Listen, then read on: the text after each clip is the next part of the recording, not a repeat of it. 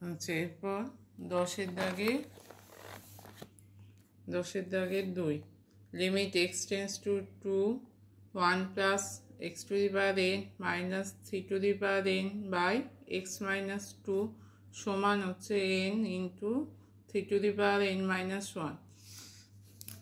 আচ্ছা, এখানে কি করা হচ্ছে, limit x tends to 1 plus x to the power n minus 3 to the power n। আচ্ছা, এক্সটাকে আমরা লিখছি 1 প্লাস এক্স মাইনাস 3। এবার 1 প্লাস এক্স সমান আমরা ধরে নিয়েছি a, তাহলে a to the power n minus 3 to the power n a minus 3।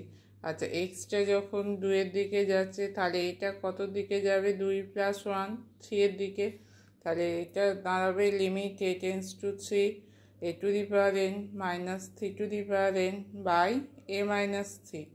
এর ফর্মুলা ফেললে হবে এই ফর্মুলা, তাহলে n 3 to the power n minus 1। আচ্ছা, তারপরে হচ্ছে 4 limit x tends to a x to the power 3/8 minus a to the power 3/8 by x to the power 5/3 minus a to the power 5/3। তাহলে এইটাও ওই একই ফর্মুলায় ব্যবহার হবে। তাহলে আমি এখানে x to the power 3/8 minus a to the power 3/8 by x minus A দিয়ে ওপরটায় ভাগ করছি, তলাটায় ভাগ করছি, তাহলে তলায় হবে x to the power 5/3 minus a to the power 5/3 by x minus A. আচ্ছা, এই দুটো লিমিট ভাগ আছে, তাহলে এই দুটো লিমিট আলাদা করে নেওয়া যাবে। Limit x tends to a, ওপরটার আলাদা লিমিট, তলাটার আলাদা লিমিট। আচ্ছা, ওপরটার লিমিটের তাহলে এই ফর্মুলায় পড়লে হবে x to the power n minus a to the power n by x minus a। তাহলে n মানে 3/8, a 3/8 মাইনাস 1। আচ্ছা, এখানটা পড়লে হবে 5/3 a to the power 5/3 minus 1।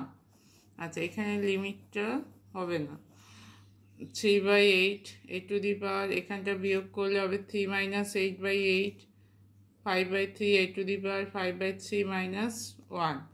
আচ্ছা, ওপরে চলে আসবে বিয়োগ করে a টু দি পাওয়ার, এই সংখ্যাগুলো আলাদা বার করব, 3/8 গুণিতক এটা 5/3 ছিল, গুণ আকারে আসলে হবে 3/5 a to the power minus 5/8, ওপরে তলায় হচ্ছে a to the power 5 minus 3/3, তাহলে a to the power minus 5/8 a to the power তলায় হচ্ছে 2/3, এর পাওয়ার বিয়োগ করছি মাইনাস 5/8 মাইনাস 2/3। আচ্ছা, এখানটা গুণ করে হচ্ছে 9/40। তার a টু দি পাওয়ারগুলো ভগ্নাংশে যোগ বিয়োগ করলে হবে মাইনাস 31/24। তাহলে 9/40 a to the power minus 31/24।